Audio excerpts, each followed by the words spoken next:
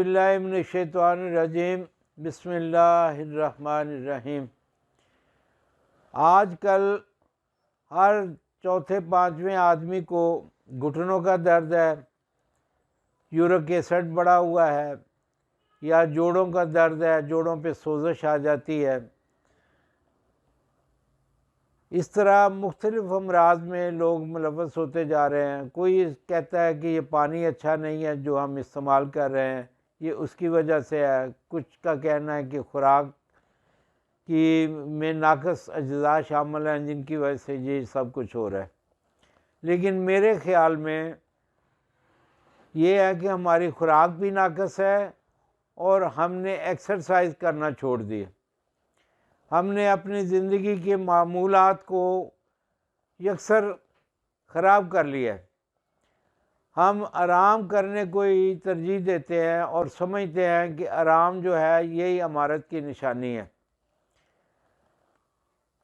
آج کل دیکھیں یہ گراؤنڈ جو ہمیں گورنمنٹ نے عطا کیے ہوئے تھے، ہر شہر میں مختلف جگہ پہ مختلف پلے گراؤنڈز ہوتے تھے۔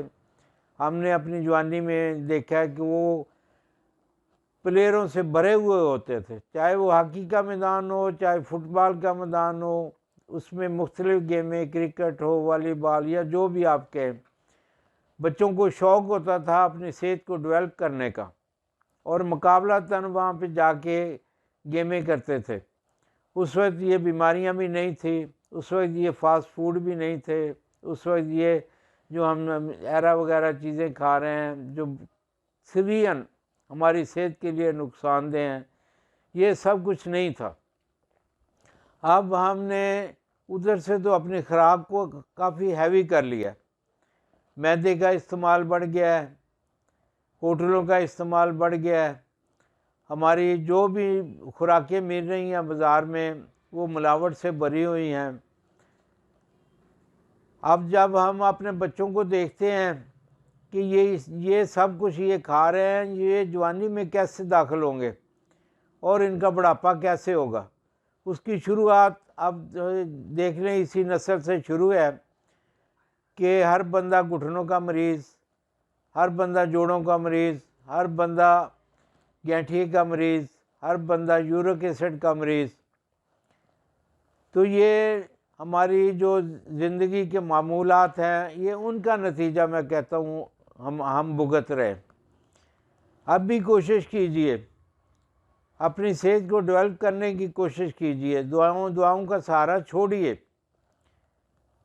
جو بھی دوائی آپ اینٹی پین کھاتے ہیں وہ آپ کی درد کو تو ضرور روکتی ہے، لیکن اس کے سائیڈ افیکٹ آپ محسوس کریں تو آپ کو پتہ چلے وہ آپ کا معدہ خراب کر رہی ہے، آپ میں مختلف قسم کی اور بیماریاں پیدا کر رہی ہے۔ تو قدرت کی طرف اپنے آپ کو موڑیے، قدرت کے دیے ہوئے اصولوں کی طرف چلیے، یقیناً آپ کو اللہ پاک کی طرف سے خوشحال اور خوبصورت زندگی مل جائے گی۔ اس میں اپنی خوراک کو کنٹرول کریں، چاول کا استعمال کم کریں، یہ گوشت وغیرہ کا استعمال بہت ہی کم کریں۔ ہم نے بچپن سے جوانی تک یہی دیکھا ہے کہ گوشت کا استعمال بہت کم ہوتا تھا، اور جب بھی گھر میں گوشت بنتا تھا اس میں ایک تو کسی بھی سبزی کا اضافہ ضرور ہوتا تھا، اور وہ گوشت شوربے والا ہوتا تھا۔ اب اگر کسی گھر میں شوربے والا سالن بنتا ہے تو بچے پوچھتے ہیں کیا ہم غریب ہو گئے ہیں؟ ہماری یہ عادتیں ہمیں لے کے بیٹھ گئیں، ان سے ہم مختلف بیماریوں میں مبتلا ہوتے جا رہے ہیں۔ اپنے آپ کو چینج کیجئے، دوائیوں سے بچیے۔ بہرحال جو لوگ اس موذی مرض میں مبتلا ہیں ان کے لیے میں ایک نسخہ آپ کی خدمت میں پیش کرتا ہوں، وہ آپ نوٹ فرما لیں۔ جو مریض ہیں وہ اس کو استعمال کریں، اور ساتھ ساتھ جو میں نے پہلے ہدایات عرض کی ہیں، اپنی خوراک، اپنی ایکسرسائز، اس پہ توجہ دیں۔ انشاءاللہ تعالی اللہ پاک انہیں صحت سے نوازیں گے۔ نسخہ نوٹ فرما لیں۔ مگاں 10 گرام، اجوائن دیسی 10 گرام، پپلا مول 10 گرام، ستاور 20 گرام، بدارہ 20 گرام، سونڈ 20 گرام، اسگن نگوری 20 گرام۔ ان سب کو ادویات کو نہایت باریک کر کے رکھے اور 500 ملی گرام کے کیپسول یعنی بڑے کیپسول وہ بھر لیں، ایک کیپسول صبح اور ایک شام۔ یہ بکھڑے کا جوشاندہ بنا کر اس کے ساتھ پئیں۔ انشاءاللہ تعالیٰ اللہ آپ کو خوشیوں والی زندگی عطا فرمائیں گے، صحت والی زندگی عطا فرمائیں گے۔